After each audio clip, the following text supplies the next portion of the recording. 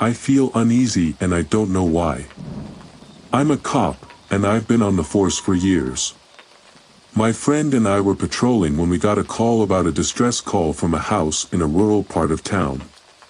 We weren't sure what we would find, but we were ready to handle whatever might come. As we approached the house, we could hear a scream from inside, and we knew we had to act quickly. We burst into the house, and we were immediately struck by an ominous and chilling presence. It was a sense of terror and dread that permeated the air, and we were filled with an eerie and unsettling feeling. We combed through every inch of the house, but there was no sign of the person who had made the call or screamed. We were completely stymied. It was as if the scream had come from nowhere, and we were at a loss for what to do next. We checked the backyard, and we found a shed. We approached it with caution, not knowing what we would find. As we opened the door, we were met with a chilling sense of dread and uneasiness. Inside, we found a set of stairs leading down into a basement. The feeling of horror and dread grew stronger as we descended into the darkness, and the air began to feel heavy and oppressive. We slowly made our way down the stairs, each step sending a shiver of terror down our spines. As we reached the bottom, we were met with complete darkness and an overwhelming sense of evil and malice. Since we hadn't found anything, we headed back out. As I was just about to close the shed door, I caught a glimpse of something out of the corner of my eye. It was a shadowy figure, just beyond the reach of the light of my flashlight. It was so quick and subtle that I wasn't sure if I had really seen it, but it sent a chill up and down my spine. I turned to face it and shine my flashlight into the darkness, but it was gone. I told my partner about it, and he said that I might have just been seeing things. But I was certain that I had seen something. As we made our way back to the car, I saw the figure again out of the corner of my eye. It was in the house, up the stairs, and it sent a chill down my spine. I turned to face it and shine my flashlight into the darkness, but it was once again gone. I told my partner about it again, and he said that I might be seeing things. But I was certain that I had seen something. I started the engine and got ready to go. But my partner told me to stop, because he thought he had seen something in the rear-view mirror in the back of our car. I didn't see it, and I was nervous about staying here any longer. I wanted to get as far away as possible, but I also wanted to be sure that we weren't being followed. I turned to my partner and asked him if he was sure that he had seen something. He insisted that he had, and he wanted me to wait for a minute before we drove away. This happened a week ago, and I still feel uneasy whenever night rolls around. I still see that shadowy figure in the dark corners of my house, and it's a feeling that I can't shake. It's like an ominous and unsettling presence, always watching, always lurking in the shadows. It leaves me feeling unsettled and disturbed, and I can't seem to get rid of it. It's a feeling that lingers no matter what I do, and it's something that I can't seem to escape.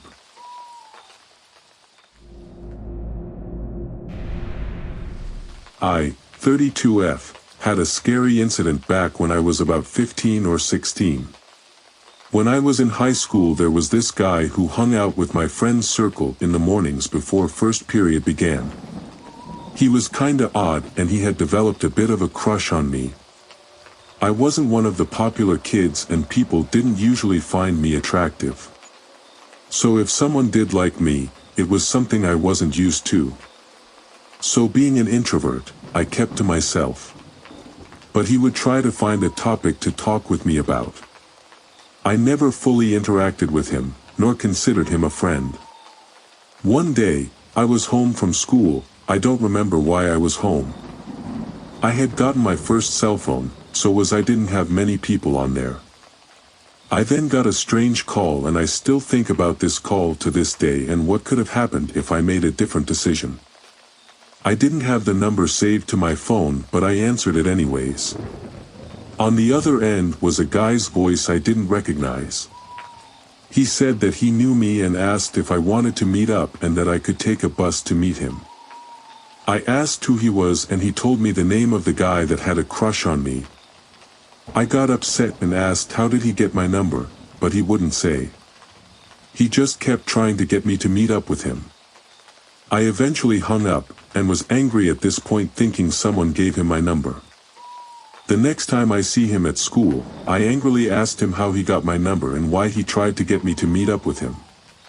He had no idea what I was talking about and a bunch of our mutual friends confirmed that was at school the time this occurred. I think about this incident to this day and wonder who was that and what would have happened to me if I did meet up with the person on the other end. Did I escape a fatal fate?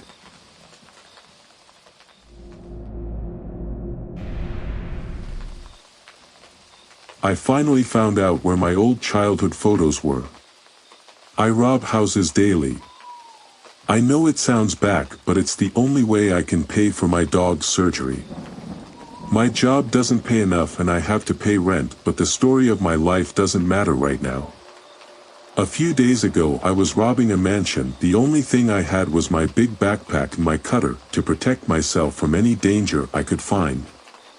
My gut told me something was wrong about this house the moment I entered its porch. It was a typical mansion, big yard, gigantic rooms, lots of expensive stuff, you know it. I examined the rooms, stealing things that looked expensive, until I went into the kitchen. It was much smaller than the others, with lots of foods left out from probably months prior. I checked everything until I was standing in front of a strange cabinet. It looked like it was smeared with blood, and I wanted to throw up or even scream. I took a lot of breaths before opening it, until I saw what was inside: photos.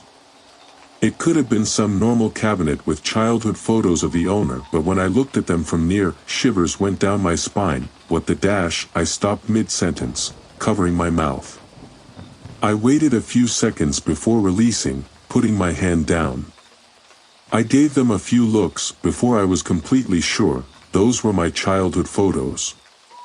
I thought for a second, did I find an old house I don't know of? Maybe they are just here and the new owners didn't throw them. After some thinking, I remembered my mom saying we only had one house and it surely wasn't this one. My parents weren't that rich. Why were my photos there? My mind was racing, my heart was pounding, my breath stopped as I heard footsteps. I took the pictures with me and ran away, hiding behind the wall outside. I looked through the window to see a man, panicking in the kitchen, looking for something. I knew immediately that something was the photos. He didn't look anything like me, so the hypothesis of him being a relative was probably wrong. I ran out of there before he could see me. I still don't know why he had those pictures.